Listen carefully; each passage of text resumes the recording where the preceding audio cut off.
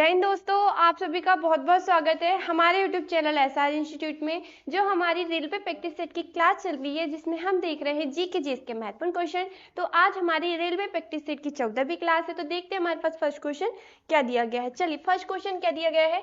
माता पिता या अभिभावक का मौलिक कर्तव्य है कि वह अपने 6 से कितने वर्ष के बच्चों को शिक्षा का अवसर प्रदान करेगा। सबसे पहले तो आप ये याद रखिए कि शिक्षा का अधिकार संविधान में कहाँ जोड़ा गया है। तो शिक्षा का अधिकार संविधान में कहां जोड़ा गया है। आर्टिकल नंबर 21 के ए में। किसमें जोड़ा गया है। आर्टिकल नंबर 21 के ए में जोड़ा गया है। और क्या कहा गया है, माता पिता या अभिभावक का ये मौलिक कर्तव्य होगा कि वह अपने 6 से 14 वर्ष तक के बच्चों को निःशुल्क शिक्षा का अवसर प्रदान करेगा। कितने वर्ष तक के बच्चों को। 14 वर्ष तक के बच्चों को। तो हमारा आंसर क्या हो जाएगा, 14 वर्ष। क्या हो जाएगा, 14 वर्ष। मौलिक कर्तव्य कहां से लिया गया है। मौलिक कर्तव्य रूस के संविधान से लिया गया है। रूस के संविधान से लिया गया है। किस समिति की सिफारिश पर।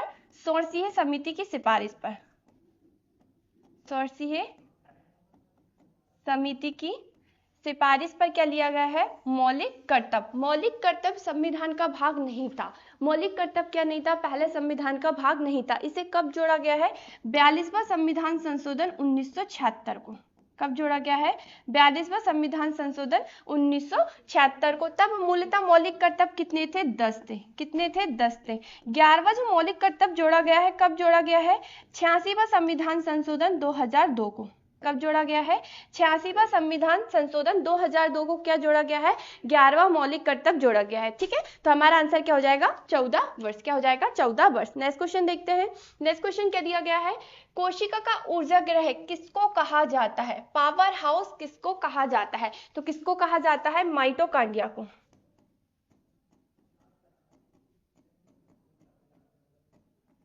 किसको कहा जाता है, माइटोकांड्रिया को क्या कहा जाता है, कोशिका का ऊर्जा ग्रह। कोशिका जिसकी खोज कब हुई, कोशिका जिसकी खोज कब हुई, 1665 ईस्वी में। कब हुई, 1665 ईस्वी में क्या हुई, कोशिका की खोज हुई। किसने की, रॉबर्ट हुक ने।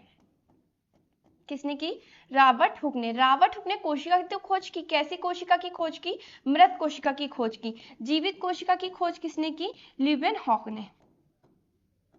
ल्यूवेनहॉक ने क्या किया, जीवित कोशिका की खोज की। कोशिका जिसका अध्ययन क्या कहलाता है, साइटोलॉजी। क्या कहलाता है, कोशिका का अध्ययन क्या कहलाता है, साइटोलॉजी। जो कई बार एग्जाम में पूछा जाता है कि कोशिका का अध्ययन क्या कहलाता है, तो क्या कहलाता है, साइटोलॉजी। कोशिका क्या होती है, जीवों की संरचनात्मक एवं कार्यात्मक इकाई क्या कहलाती है, कोशिका कहलाती है। कोशिका का जो सिद्धांत दिया था स्लाइडन एवं स्वान्य, क्या कहना था इनका, कि जीवों का जो शरीर है एक कोशिका से नहीं अनंत कोशिकाओं से मिलकर बना होता है। लेकिन जो वर्तमान कोशिका का सिद्धांत दिया था रुडोल्फ बर्शाव ने, क्या कहना था इनका, कि केवल आप एक तथ्य बता रहे हैं। कोशिका का सिद्धांत इन्होंने क्या बताया कि कोशिका की उत्पत्ति पूर्ववर्ती कोशिका के विभाजन से होती है। ठीक है, कोशिका में पाया जाने वाला जो आनुवंशिक पदार्थ होता है, डीएनए।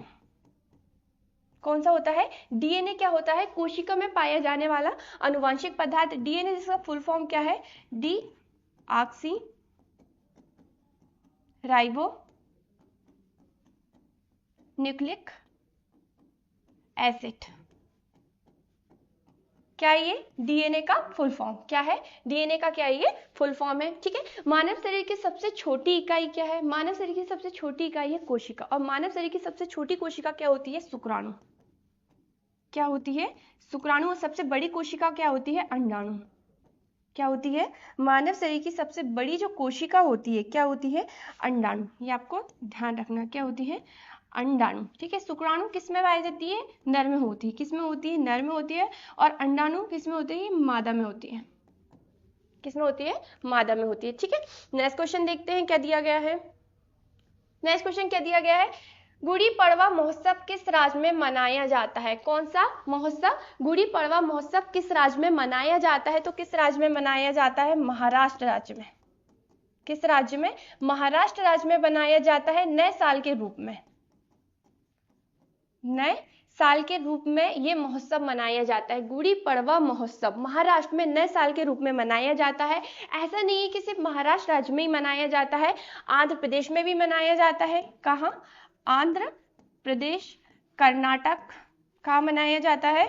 कर्नाटक राज्य में भी मनाया जाता है। आप ये भी याद रखिए किस राज्य में मनाया जाता है? कर्नाटक राज्य में। आंध्र प्रदेश और कर्नाटक राज्य में गुड़ी पड़वा जो महोत्सव मनाया जाता है इसे उगामी के रूप में मनाया जाता है।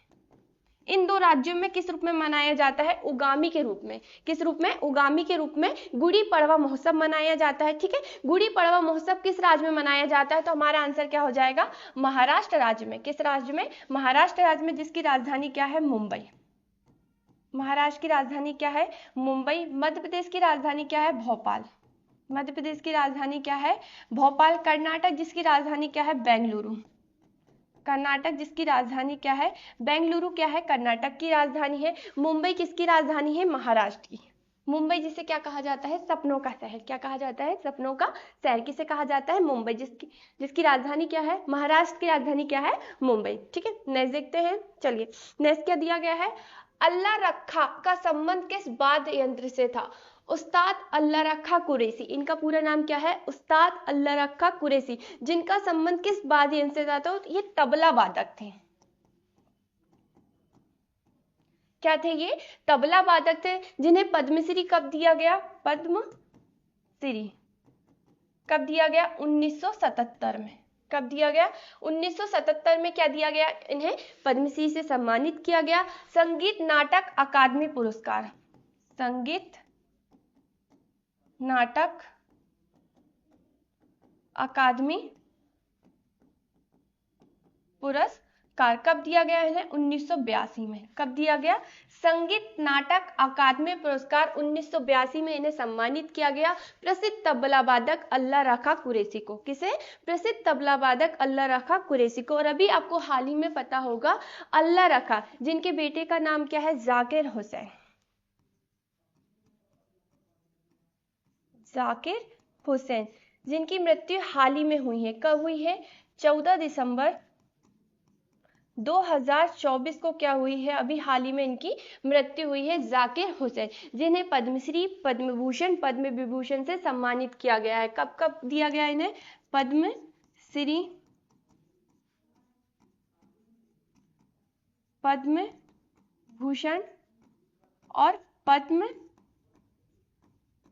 विभूषण से क्या किया गया है? इन्हें सम्मानित किया गया है। इसको आपको याद रखना है। इन्हें पद्मश्री कब दिया गया है? 1988 को। कब दिया गया? 1988 को इन्हें पद्मश्री से सम्मानित किया गया है। पद्म भूषण कब दिया गया इन्हें? 2002 को। कब दिया गया? 2002 को इन्हें पद्म भूषण से सम्मानित किया गया है। पद्म विभूषण इन्हें कब दिया? 2023 को दिया गया। कब दिया गया है? 2023 को इन्हें पद्म विभूषण से सम्मानित किया गया है। पद्मश्री या पद्म पुरस्कार, क्या? पद्म पुरस्कार जिसकी शुरुआत कब हुई?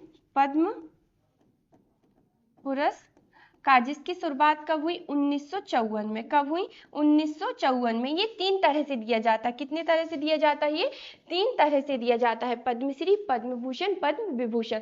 तो इन्हें कब कब मिला? पद्मश्री 1988 में, पद्म भूषण 2002 में, पद्म विभूषण 2023 को। भारत का सर्वोच्च नागरिक सम्मान भारत रत्न से भी इन्हें क्या किया गया? सम्मानित किया गया। इन्हें भारत रत्न कब दिया गया? तो वो भी याद रखिए। भारत रत्न कब दिया गया? 1963 में। कब दिया गया? 1963 में इन्हें क्या दिया गया? भारत रत्न से सम्मानित किया गया। संगीत के क्षेत्र में दिया जाने वाला ग्रैमी पुरस्कार। कौन सा पुरस्कार? Grammy award.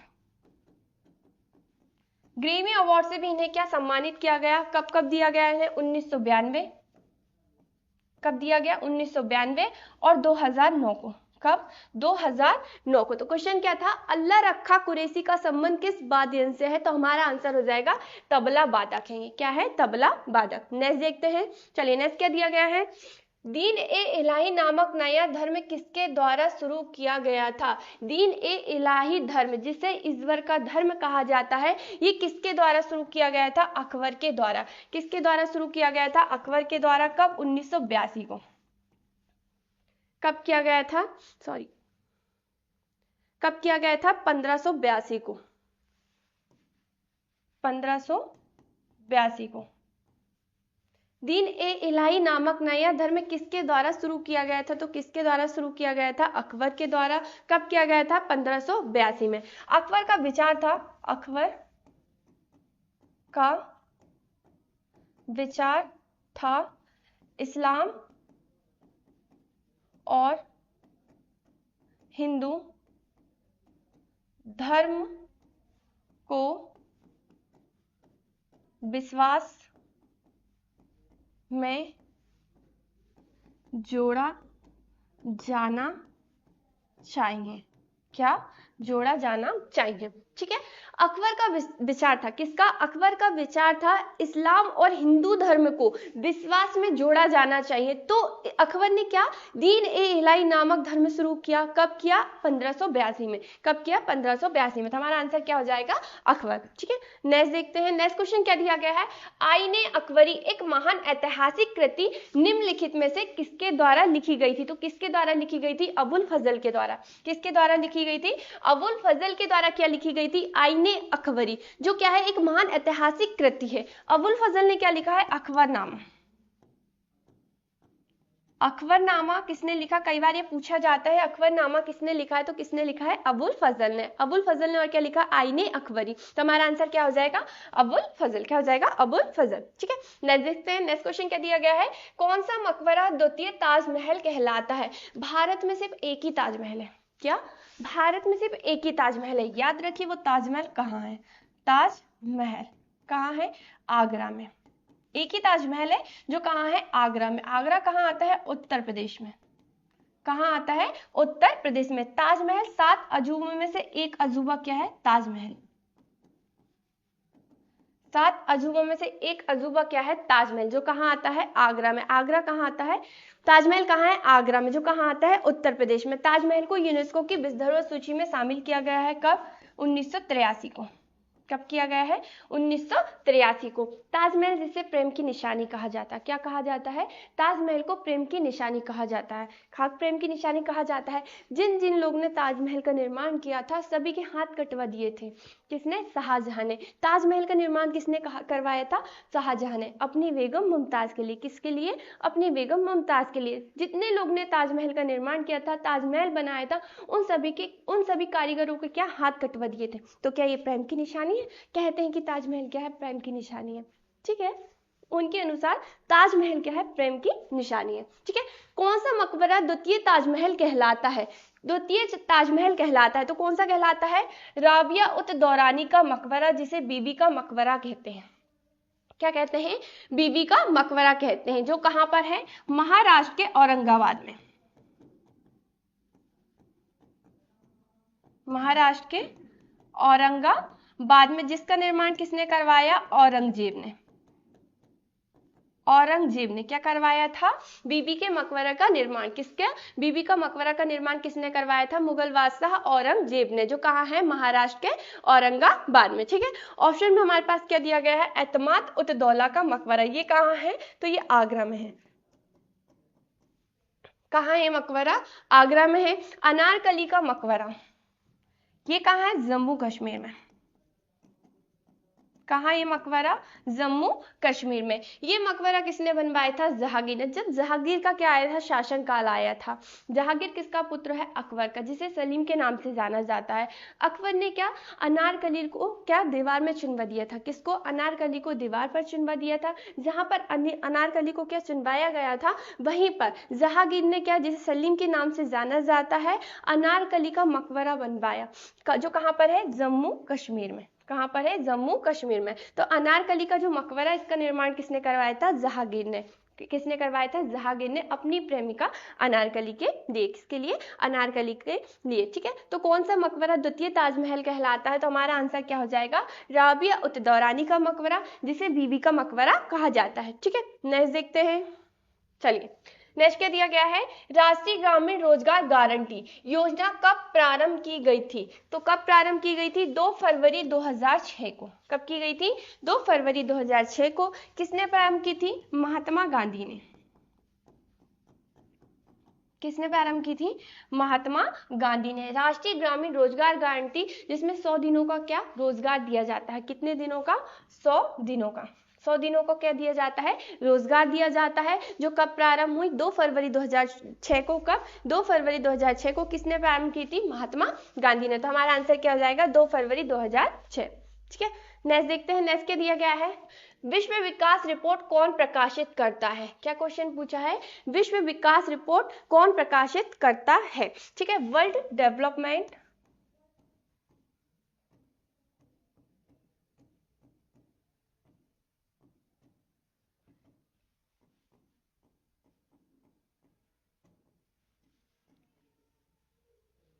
ठीक है, वर्ल्ड डेवलपमेंट रिपोर्ट, विश्व विकास रिपोर्ट कौन प्रकाशित करता है, तो वर्ल्ड डेवलपमेंट रिपोर्ट कौन प्रकाशित करती है, विश्व बैंक। कौन प्रकाशित करती है, विश्व बैंक हर साल प्रकाशित करती है।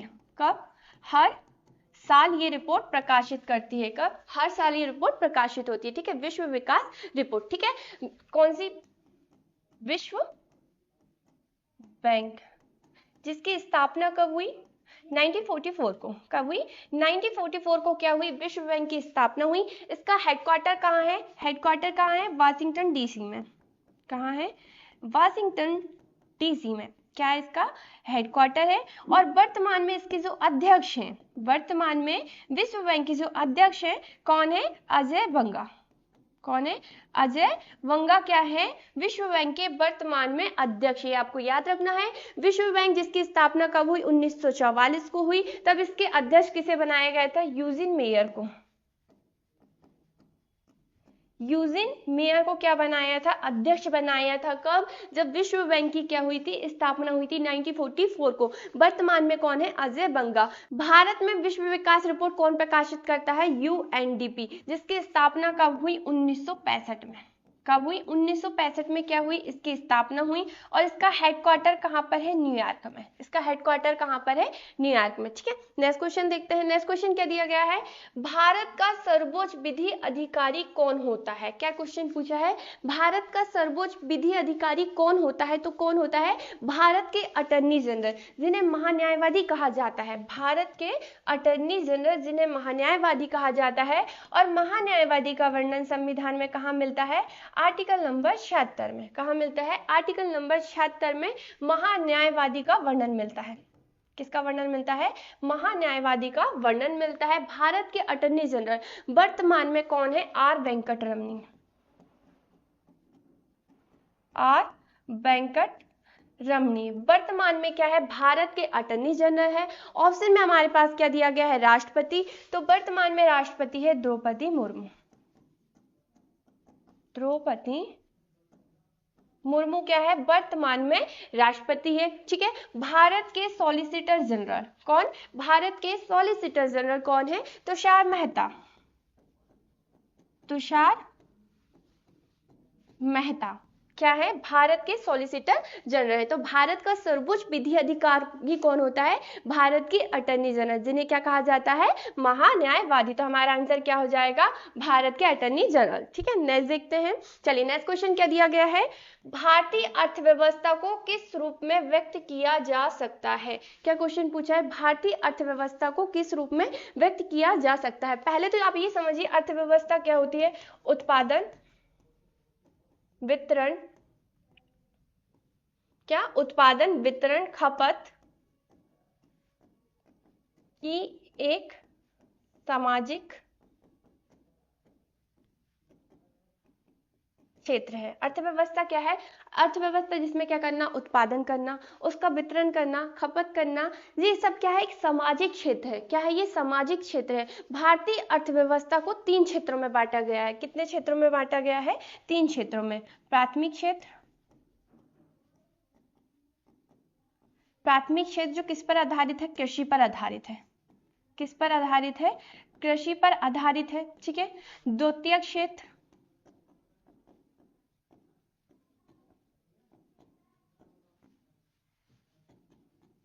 विनिर्माण पर आधारित है। किस पर आधारित है, विनिर्माण पर आधारित है।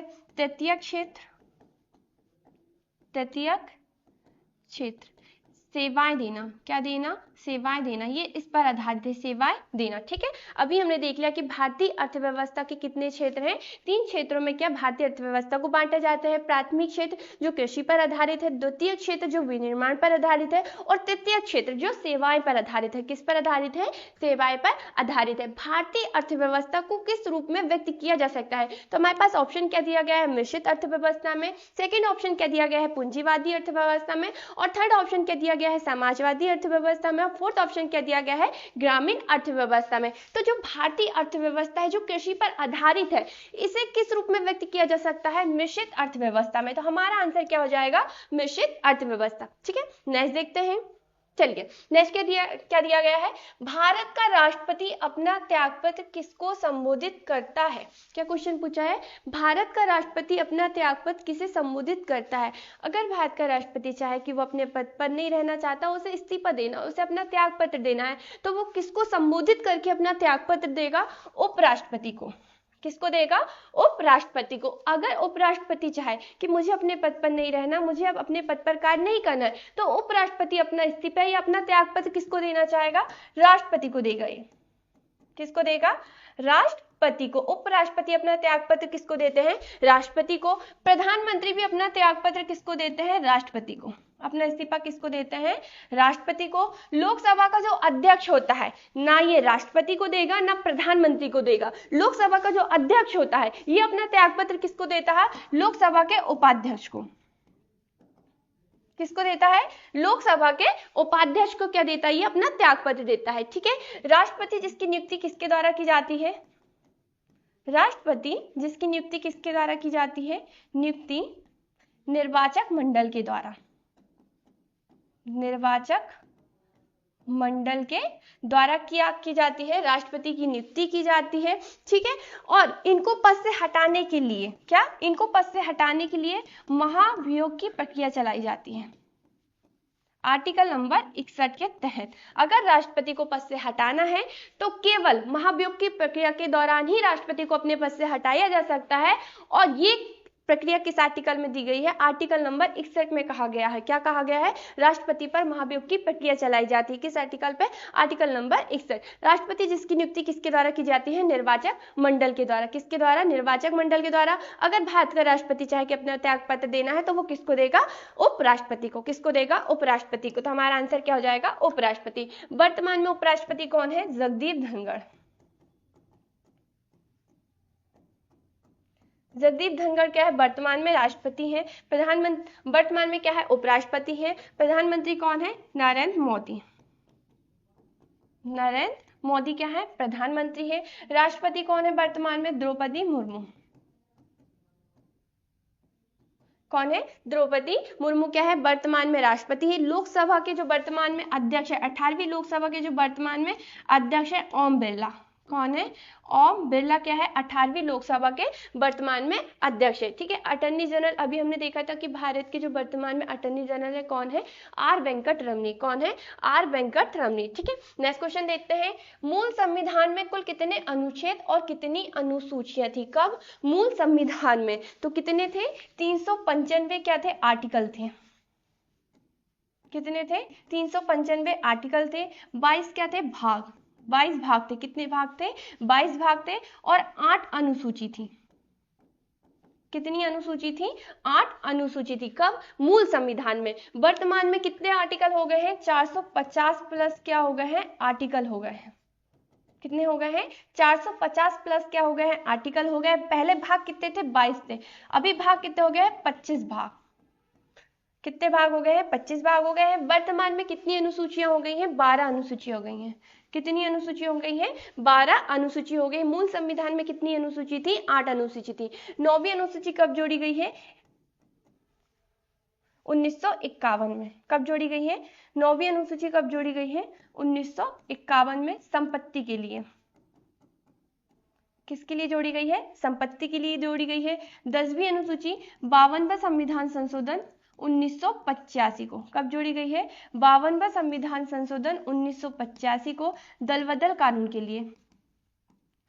दल बदल कानून के लिए जोड़ी गई है। 11वीं अनुसूची कब जोड़ी गई है, 73वां संविधान संशोधन 1992 को। कब? 73वां संविधान संशोधन 1992 को किसके लिए जोड़ी गई है? त्रिस्तरीय पंचायत व्यवस्था के लिए। किसके लिए जोड़ी गई है? पंचायत व्यवस्था के लिए जोड़ी गई है। 12वीं अनुसूची कब जोड़ी गई है? 12वीं अनुसूची 74वां संविधान संशोधन 1992 को। ये किसके लिए जोड़ी गई है? नगरपालिका व्यवस्था के लिए। किसके लिए जोड़ी गई है? नगरपालिका व्यवस्था के लिए ये जोड़ी गई है, आपको याद रखना है। ठीक है, तो वर्तमान में कितने हो गए हैं? 450 प्लस आर्टिकल हो गए हैं। 22 भाग कब थे? मूल संविधान में थे। वर्तमान में कितने भाग हो गए हैं? 25 भाग हो गए हैं। मूल संविधान में 8 अनुसूचियां थी, वर्तमान में कितनी अनुसूची हो गई है? 12 अनुसूची हो गई है। तो हमारा क्वेश्चन क्या था? मूल संविधान में कुल कितने अनुच्छेद और कितनी अनुसूचियां थी? तो हमारा आंसर क्या हो जाएगा? 395 अनुच्छेद और 8 अनुसूची। ठीक है, नेक्स्ट देखते हैं। चलिए, नेक्स्ट क्या दिया गया है? किस नहर ने राजस्थान में बहुत हरियाली पैदा की है? ऐसी कौन सी नहर है जिसने राजस्थान में बहुत हरियाली पैदा की है? तो वो नहर है इंदिरा गांधी नहर। कौन सी नहर है? इंदिरा गांधी नहर। ठीक है, राजस्थान जिसकी राजधानी क्या है? जयपुर। क्या है? जयपुर क्या है? राजस्थान की राजधानी है। जयपुर जिसे पिंक सिटी के नाम से जाना जाता है। पिंक सिटी के नाम से जाना जाता है। नाम से जाना जाता है किसको? जयपुर को। किसको? जयपुर को। जयपुर क्या है? राजस्थान की राजधानी। तो हमारा क्वेश्चन क्या था? किस नहर ने राजस्थान में बहुत हरियाली पैदा की है? तो इंदिरा गांधी नहर ने। कौन सी नहर ने? इंदिरा गांधी नहर ने। ठीक है, तो दोस्तों ये रही हमारी रेलवे प्रैक्टिस सेट की क्लास। अब तक आपने चैनल को सब्सक्राइब नहीं किया है तो सब्सक्राइब कर लें और फेसबुक पे देख रहे हैं तो फॉलो कर लें। जय हिंद, जय भारत।